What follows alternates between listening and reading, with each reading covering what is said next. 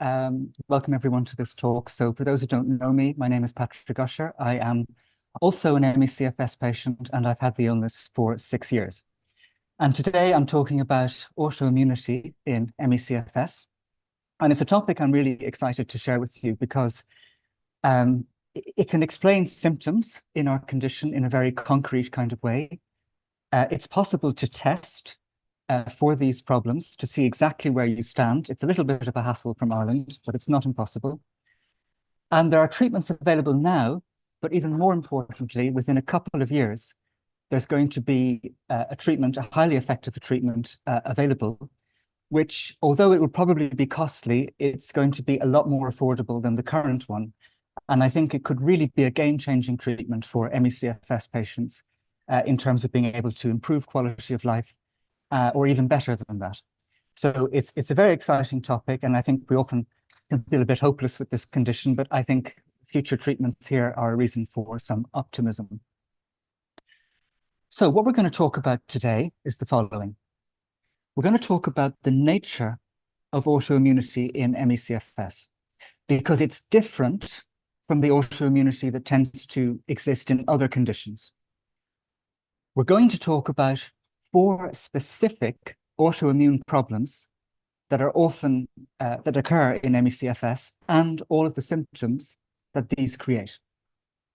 We're going to talk about how you can test for this problem, and we're going to talk about the treatments available now and in the future. Okay, so first things first, let's talk about this autoimmunity in the big picture. So when people say the word autoimmunity, what do we normally think of? We think of conditions like rheumatoid arthritis. We think of conditions like Crohn's disease or Addison's. Now, in those illnesses, the body is launching an immune attack against itself, and it's actually attacking itself.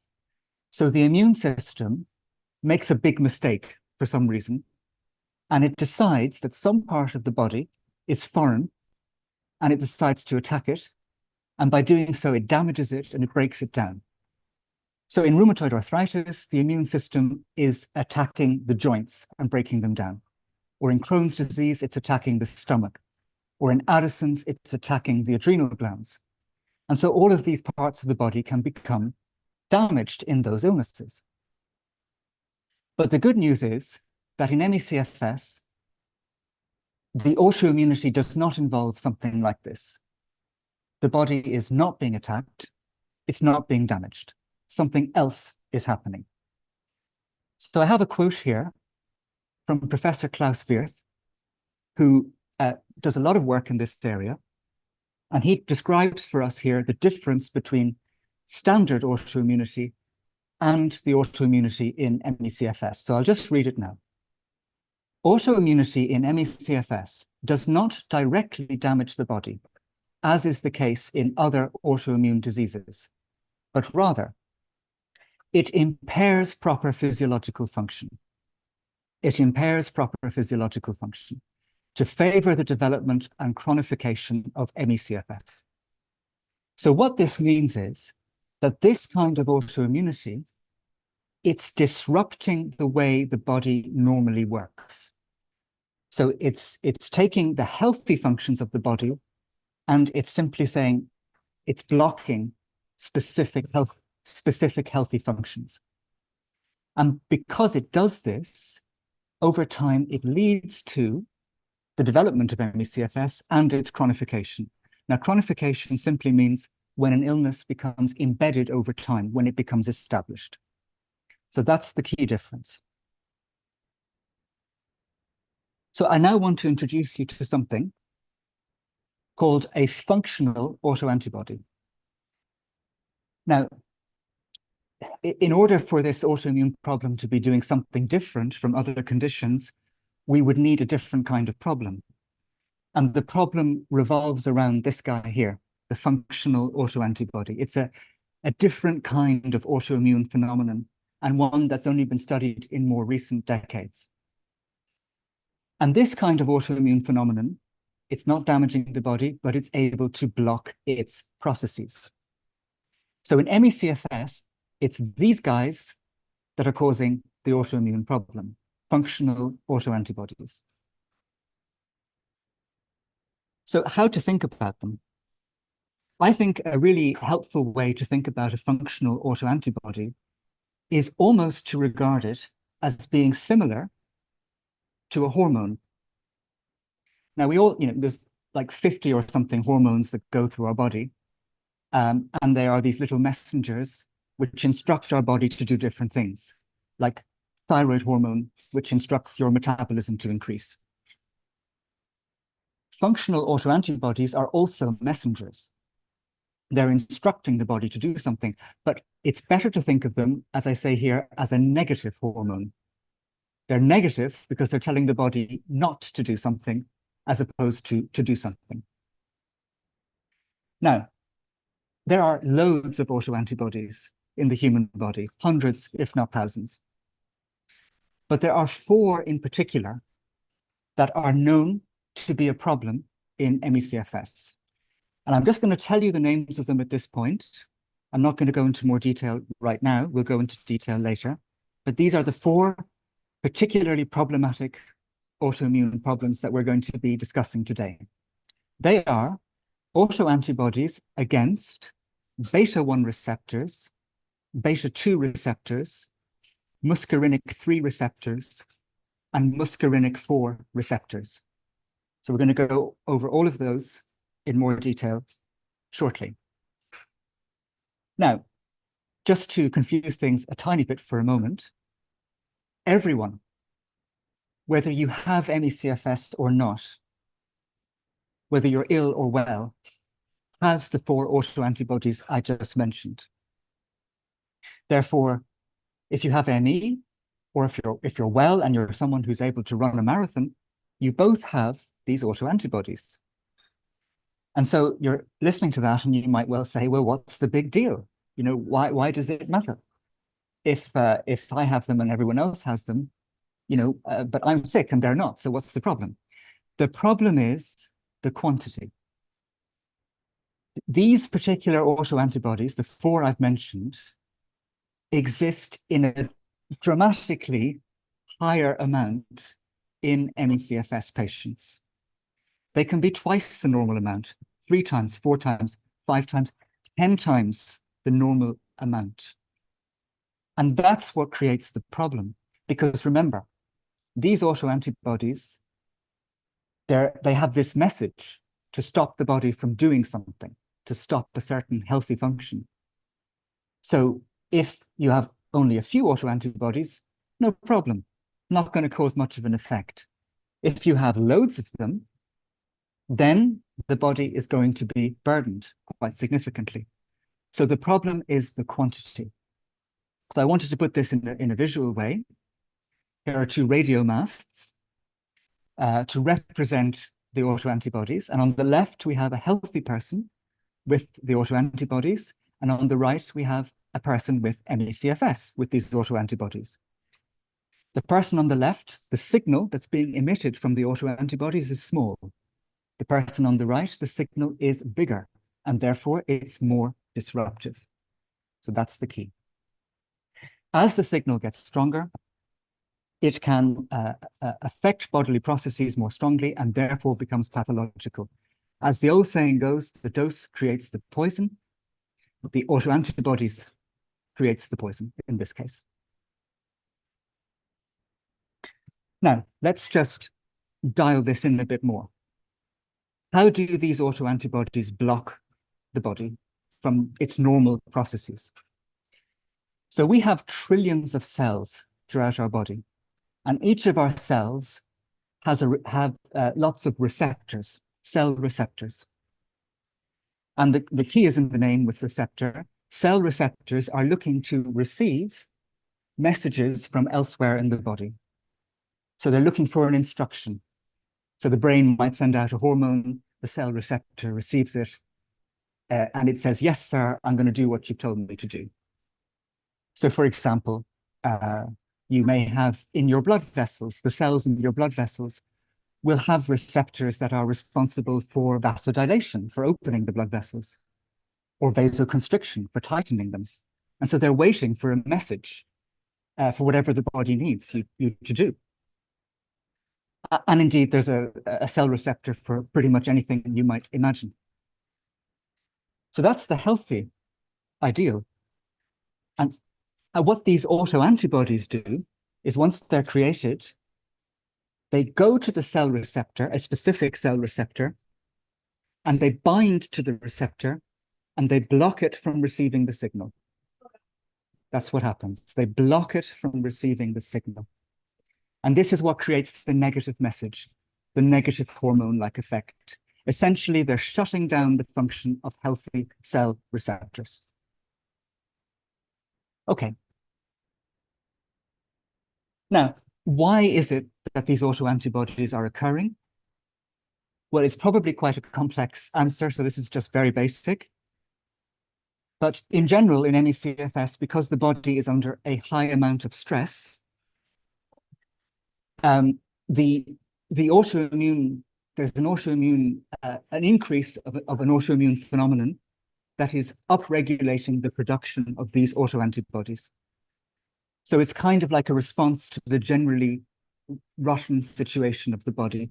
The body then is starting to increase these autoantibodies. Now, they are a secondary dysfunction.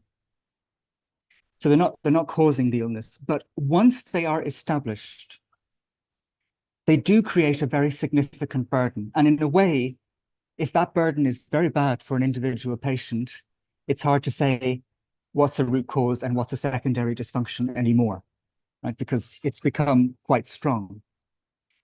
Now, what we know is that the effects of these autoantibodies operate on a spectrum. So the more of them that you have, the sicker you are. So if you're watching this and you are more ill, maybe you're housebound or you are, bedridden, it's likely that you have more of the autoantibodies. Now, here was a paper that actually looked at this, a paper from Germany. And it's called Autoantibodies to Vasoregulative G protein coupled receptors. Don't worry about that. That's just the name of the group of the autoantibodies I've mentioned. So these autoantibodies correlate with symptom severity, autonomic dysfunction, and disability in ME/CFS. So what this study found is they took 100 patients and they did blood tests to find how many autoantibodies they had, and then they mapped that onto their symptoms. And what they found was that the more of the autoantibodies, the iller the patients were, the more the symptoms, the more the exercise intolerance, the more the brain fog, etc. And that makes sense. The more the autoantibodies, the more the signal. Okay, so now we've gone over the background. And at this point, I want to go into the 4 autoantibodies that are considered so problematic in ME/CFS. And so at this point, if it seemed a bit academic up till now, this is where we're going to start talking about symptoms. This is where we're going to really, I hope you might have some aha moments or light bulbs going off and saying, actually, that makes sense for what it's like to be in my body, because these all cause very specific problems. Okay. So again, the 4 autoantibodies are anti-beta-1, anti-beta-2, anti-muscarinic 3, and anti-muscarinic 4. So beta-1, beta-2, muscarinic 3, muscarinic 4, those are all the cell receptors. Under healthy circumstances, they're all doing something good in the body. These autoantibodies are coming along and blocking these cell receptors. They are against these cell receptors. So in order to understand what's going on, we have to ask ourselves simply, what's the healthy function of these cell receptors? And once we know that, then we just think of the opposite, because that's what the autoantibodies are doing. Okay, so first lot, anti-beta-1 autoantibodies. So in your heart, the greatest number of receptors are beta-1 receptors. So these guys have a really important role in heart function. And in particular, beta-1 receptors, when activated, are really important for a strong heartbeat, for getting blood around the body, for pumping effectively. Beta-1 receptors also have a role in the kidneys and in instructing the kidneys to hold on to salt. Therefore, if you have autoantibodies against beta-1 receptors, your heart will not pump as effectively. It will become less effective at this. And so think about having an illness of exercise intolerance. Does this not make sense? That you might have an autoimmune problem that's actually limiting your heart's capacity to pump. If you have these autoantibodies, your kidneys will also not be able to retain salt normally. That means you start to develop low blood volume, which is another key finding in ME/CFS. Now, interestingly, these autoantibodies are also found in patients with heart failure, so completely unrelated to ME/CFS. But if you test the blood of a heart failure patient, they will also have elevated beta-1 autoantibodies, most likely. And so that gives some kind of link between ME/CFS and heart failure. So those are the beta-1 autoantibodies. Now let's move on to beta-2 autoantibodies. So the beta-2 receptors are mainly located in the blood vessels in your muscles and the blood vessels in your brain. And they are responsible for vasodilating the blood vessels in these areas. Vasodilating means opening them up. So normally, these receptors will receive a signal to open up the blood vessels and get blood into the muscles, into the brain. Let's think about that for a moment. When a healthy person wants to go for a run, their muscles need more blood. Their muscles need dramatically more blood because they need oxygen to be able to actually work. If you have autoantibodies against beta-2 receptors, they're not going to be able to open up the blood vessels to let the blood get into the muscles anymore. And so you try and go for a run or a brisk walk, but your muscles don't get the blood. And so they give up and they say, sorry, can't do it. And you reach your capacity and you crash. So this is a direct autoimmune reason for the triggering of post-exertional malaise. Right? So it's these autoantibodies, they are stopping the blood getting into your muscles. Wouldn't be a problem for a person without this, right? Now think about it also in terms of the brain, cognitive function, having brain fog, starting a sentence and not knowing how you're going to finish it. I've left the freezer door open more times than I can remember, right? It's terrible, actually, it really is. Why does all this happen? Because in part, your brain isn't getting the blood flow, so it's not able to work as well. The autoantibodies against the beta-2 receptors are also blocking the flow of blood into the brain. So this can explain brain fog as well. Beta-2 receptors are involved in more things besides. These are really, they're essential to so many things in the body. They're involved in the putting on of muscle mass. So if you find that your muscles waste very easily, there's a clue. They're involved in muscle contraction. They're involved in the secretion of insulin and the regulation of glucose. That's really interesting because a lot of ME/CFS patients have difficulty regulating glucose. They're involved in the immune system. So if you get frequent infections, that could be a reason. And very interestingly, beta-2 receptors are involved in inhibiting histamine and inhibiting mast cells. So, histamine is this allergic, it's something that's released in response to an allergic kind of reaction. But what often happens in ME/CFS patients is they start to develop weird allergies. they start to get reactions to foods that never caused them any problem before in their life. Now, if I eat an Indian curry, which I very much like, I would break out in spots afterwards. That's not the good part. This autoimmune problem can explain why, because when you have the anti-beta 2 autoantibodies, your body is not able to clamp down on histamine and clamp down on mast cells normally. And so you start to get an allergic response to lots of things, which previously were unproblematic. So those are the beta 2 autoantibodies. Now we move on to anti-muscarinic 3 autoantibodies. Now, muscarinic is a funny sounding word. I've never heard of it before myself, but it actually, it's the medical term for the parasympathetic nervous system, or the rest and digest nervous system. And this is something that we as a group often talk about.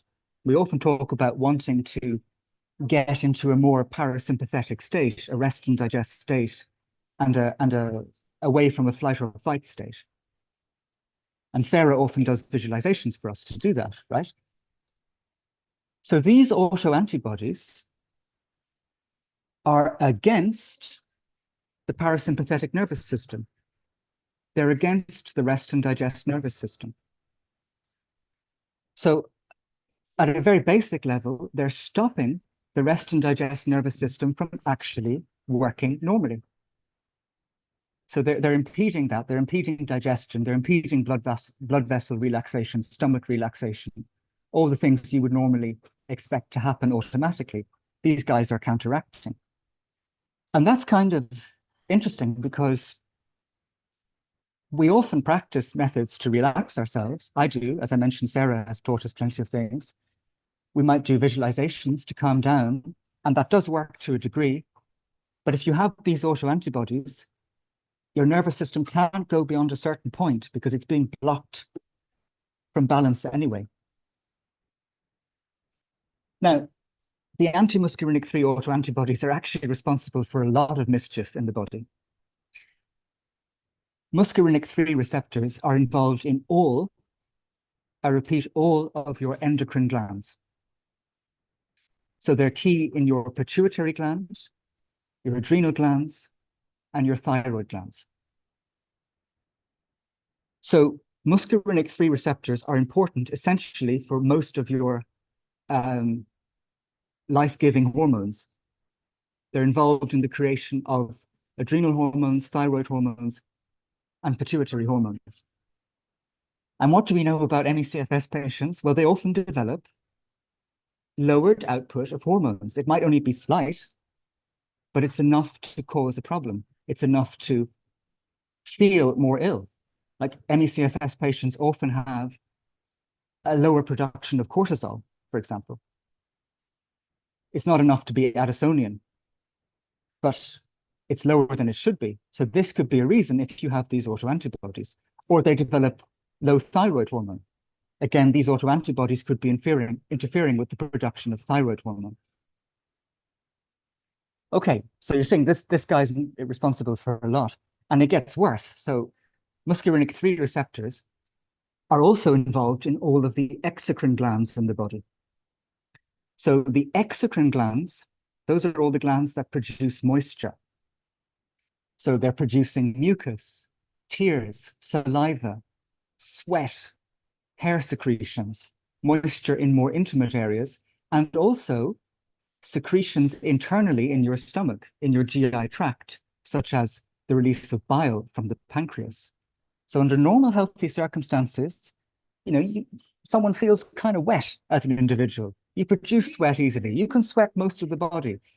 You have lots of saliva, you're able to cry. There's no problem with these things. If you have anti-muscarinic 3, if you have these anti-muscarinic 3 autoantibodies, you're going to start drying up. You're not going to produce sweat normally. You're going to start sweating a lot less.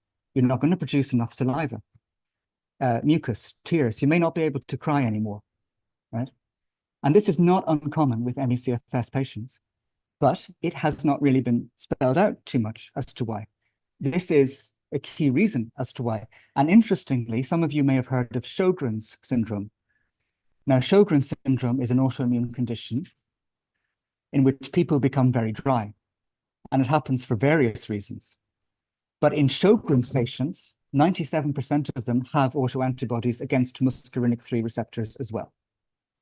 So that's another link between ME/CFS and another condition.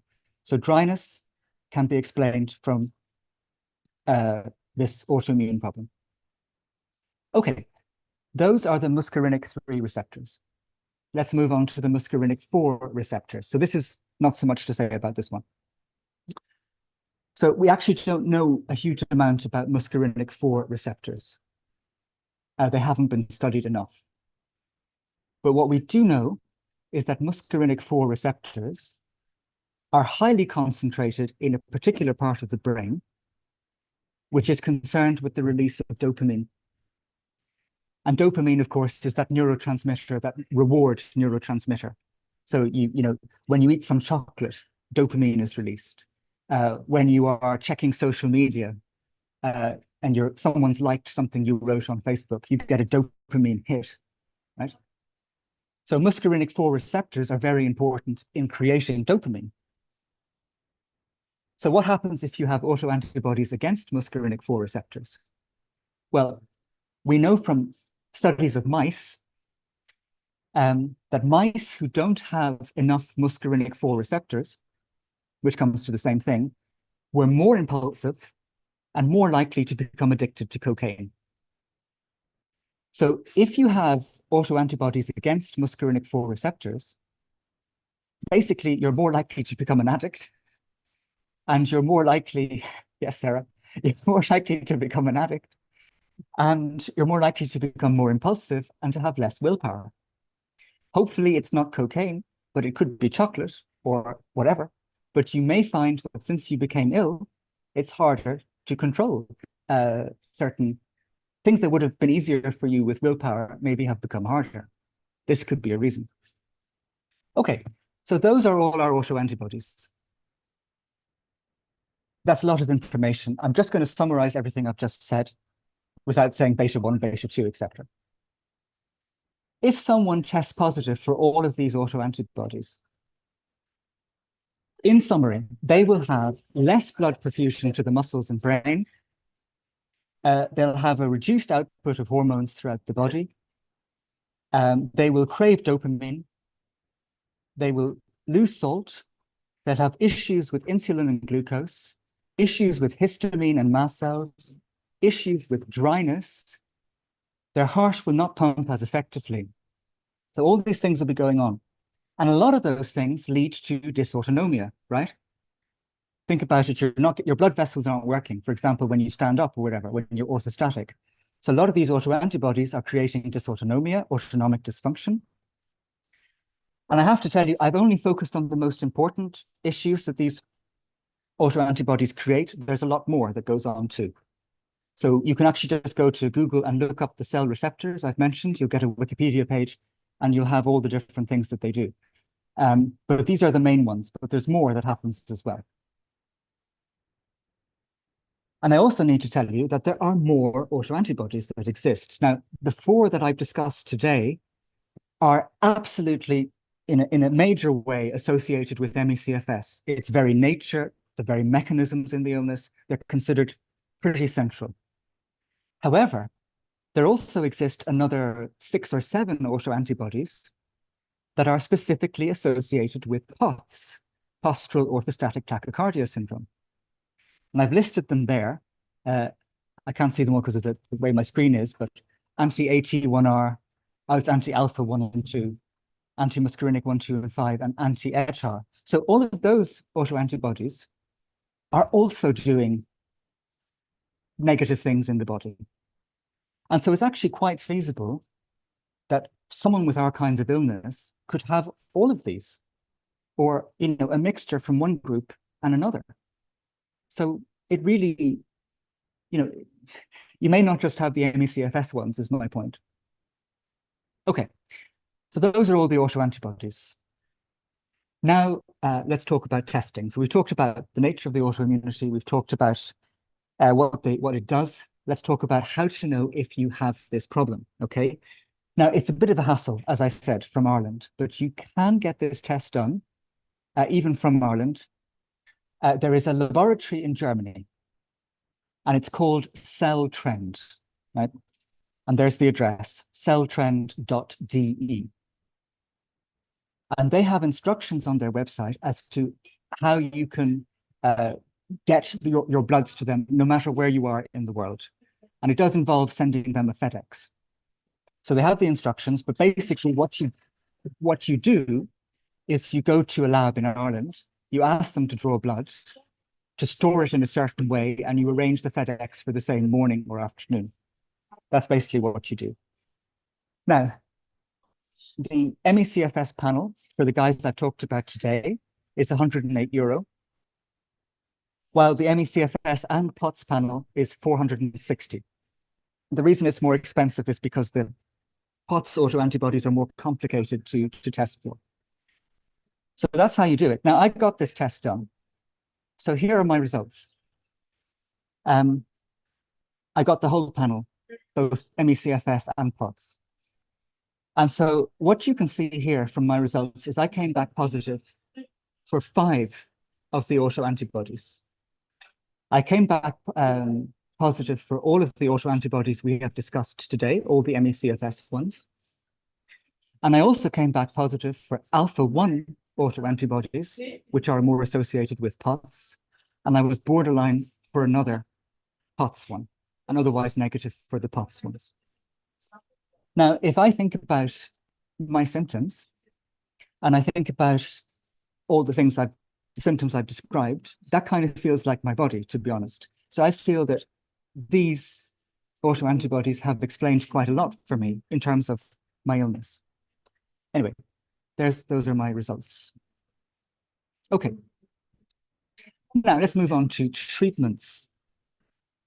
So we're going to talk first of all about a treatment that's available right now, which is great if you have a lot of spare cash or you've won the lottery recently. And we're going to talk about a treatment that's available within 2 years, ideally, hopefully. So the name of the treatment that's available right now is called immunoabsorption. This is only available in Germany and in dialysis centers in Germany. So it's a conventional treatment, right? Blood washing procedure. Now, immunoabsorption has a long history in Germany of being used for serious autoimmune illnesses, such as myasthenia gravis or multiple sclerosis, and all kinds of things. But around 6 years ago, it started to be used for ME/CFS patients, both in general, privately, but also in clinical trials. And there's been a few clinical trials into this. Now, here's the bad news. As I said, it requires a lot of spare cash. You require 5 treatments, maybe 4 to 5 treatments, over around 3 weeks, typically, at a total cost of €12,500. So it's €2,500 per treatment, right? It is available privately to international patients. If you have health insurance, it will not cover it. So unfortunately, that's the bad news about immunoabsorption. How does immunoabsorption work? Well, as I said, it's a blood washing procedure. So your blood is taken out of one arm, it's put into a filter. The plasma is separated from the red blood cells. Only the plasma is filtered. The plasma goes into a further column, at which point the autoantibodies are taken out of the blood. They are removed, they are washed out of the blood. The filtered blood with less autoantibodies is returned into the other arm. So it all goes in a kind of loop. Now you might ask, why does this help? You told us, Patrick, that the autoantibodies are causing problems in the tissues of the body. They're in the heart. They're in the blood vessels. They're in the brain. So why does it matter if they're taken out of the blood? What damage are they doing there? The answer to that is the body is very smart and it wants things to remain in balance. So it detects any difference between autoantibodies in the blood, their quantity, and the autoantibodies in the tissues. And if it suddenly detects that the autoantibodies have gone way down in the blood, the body goes, don't like that. And it releases autoantibodies from the tissues into the bloodstream in order to keep things into balance. So by doing that, it starts to actually forcibly expel on its own the autoantibodies from the heart, from the blood vessels, from the brain, from everywhere else, from the endocrine glands, the exocrine glands. It gets them out so as to actually address the imbalance that is being caused by the immunoabsorption procedure. So then you do another immunoabsorption and you take out more autoantibodies. And then the body releases more from the tissues. Then you take out those ones, then you release more from the tissues. And so over the course of all the treatments, you get rid of mechanically most of these autoantibodies. And so by doing that, you get them all out of the body. This means that your body is then able to function enormously better because all of those problems stop. All the symptoms I've described today, they stop. The body is relieved of a major burden. Now, here's the rub. With this treatment, you're simply mechanically taking out all the autoantibodies that are already there. You are not telling the immune system to stop producing them, right? So once you finish the treatment, your body will start to reproduce these autoantibodies. Now, here's the thing. Sometimes it still works out well because your body is suddenly working tons better. It's able to feel this enormous relief inside. And so what might happen is the immune system suddenly says, you know what? Things are better now. I don't need to keep producing so many of these autoantibodies. I'm under much less stress. And so it downregulates the production of the autoantibodies. And in those patients, they usually maintain most of their improvements. So for them, it's good news. For other people, they feel a lot better temporarily. And then part of it comes back, part of the problems come back, or all of them come back. And that's the risk that people take with this treatment. So there has been a few studies into this, specifically for ME/CFS, and here's one of them, done in 2018, immunoabsorption to remove beta-2 adrenergic receptor antibodies in chronic fatigue syndrome. And so this study looked at 10 patients with quite serious ME/CFS, and it did 5 immunoabsorption treatments over, I think it was about a week, actually. So it was pretty intensive. And the study results were the following. They wrote, we could observe a rapid improvement of several symptoms in 7 out of 10 patients, while we had a long-term improvement, that's at 6 to 12 months, in 3 patients, along with a sustained decrease of autoantibodies. This gives you a good indication of what to expect. We had the short-term improvement in 70% of them, but the real sustained improvement was only in 3 patients. So it's that gamble that people are taking. This is another quote from the study, which is pretty interesting. Patient 8 had the most remarkable course. She could hardly walk due to severe muscle fatigue before immunoabsorption, but she could walk several hundred meters by the last day of treatment. After transient worsening of symptoms, she then completely recovered for 7 weeks. So this patient, her ME/CFS went away completely for 7 weeks, and she was severe beforehand, right?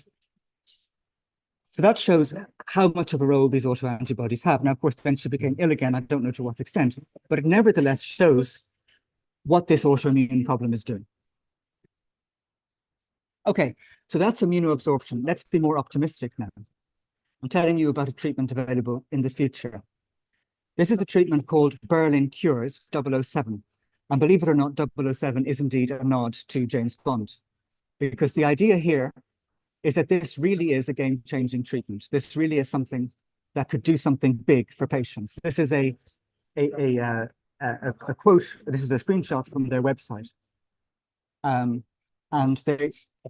this treatment, which is it's currently going through regulatory approval in Germany. So it's going through all the trials that are needed for that, and it will be approved for long COVID.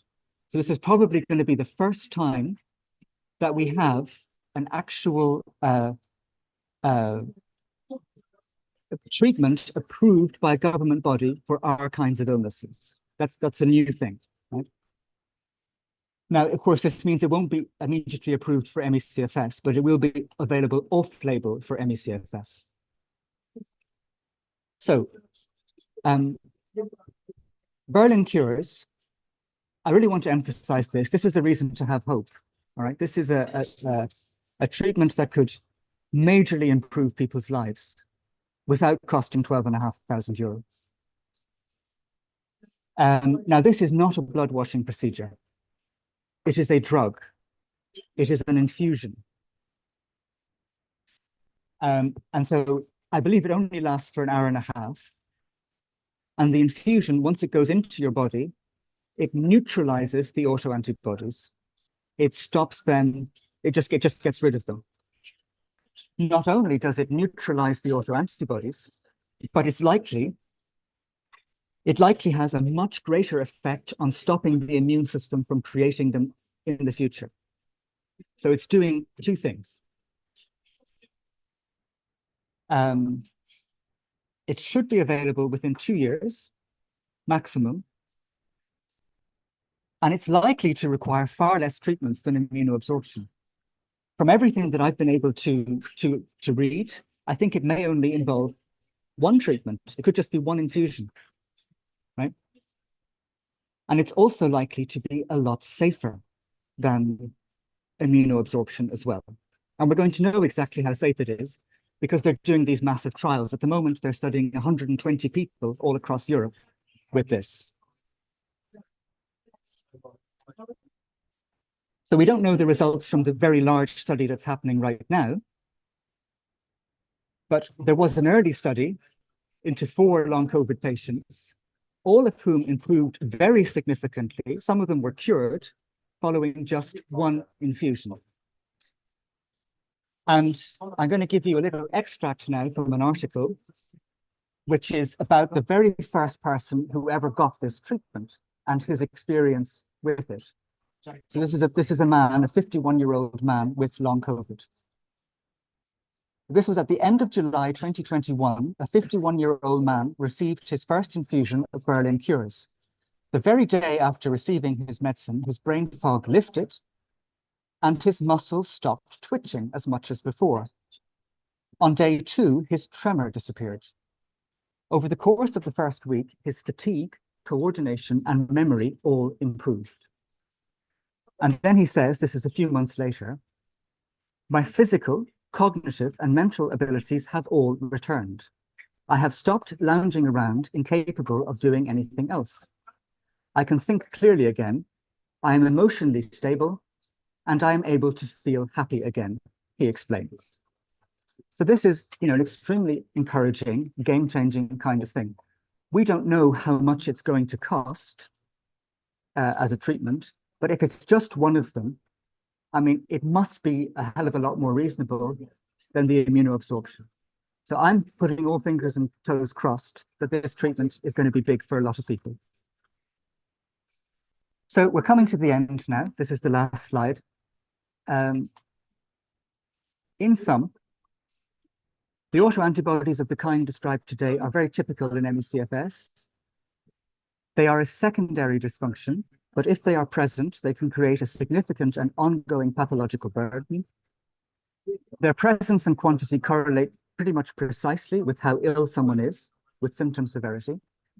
Symptoms particularly relate to blood perfusion in the muscles and brain, heart pumping, hormonal functions, moisture creation in the body, and dysautonomia. And the treatments include immunoabsorption and the future Berlin cures. So that's it.